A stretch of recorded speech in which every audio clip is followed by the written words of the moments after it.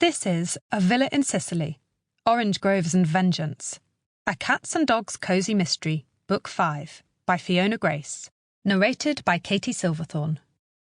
Chapter 1.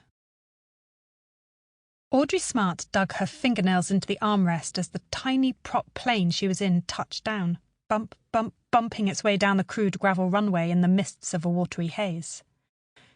When she looked out the window, all she saw was barren landscape, stretching to black mountains in the distance that disappeared among the clouds.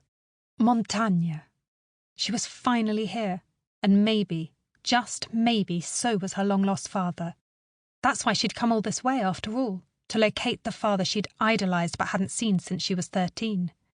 The epic reunion of a lifetime, the stuff of Hallmark movies, with plenty of tears and tissues involved. But it's not the only reason. A little voice inside her head screamed as she crawled to the front of the plane and the pilot helped her out onto the tarmac. The other 3 passengers, all locals it seemed, were heading to a small white building that said Montagne Airporto. So she followed along, dragging her overnight bag with her. She really didn't want to think about the other reasons. But the reasons, reason number 1 and reason number 2, seemed to want to be thought about. Every time they'd threatened to swarm her head during the half-hour flight, she'd thumped the side of her head, nudging them out. It hadn't helped. When she turned her phone off airplane mode, she saw a text from reason number 1. Hope you're having a good time. Miss you. She growled a little under her breath.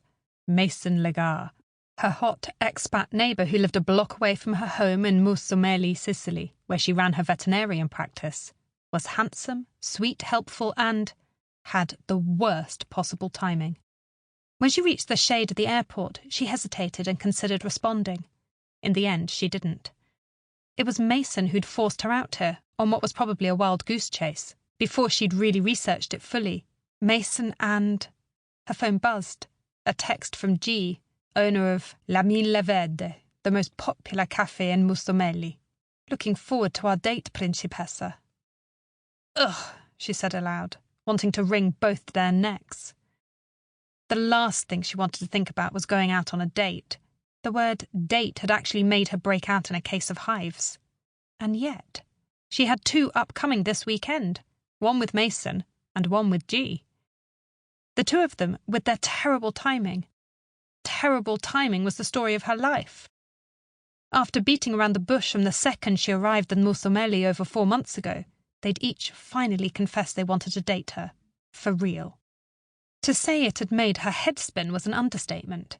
And she liked both of them for Sample complete. Ready to continue?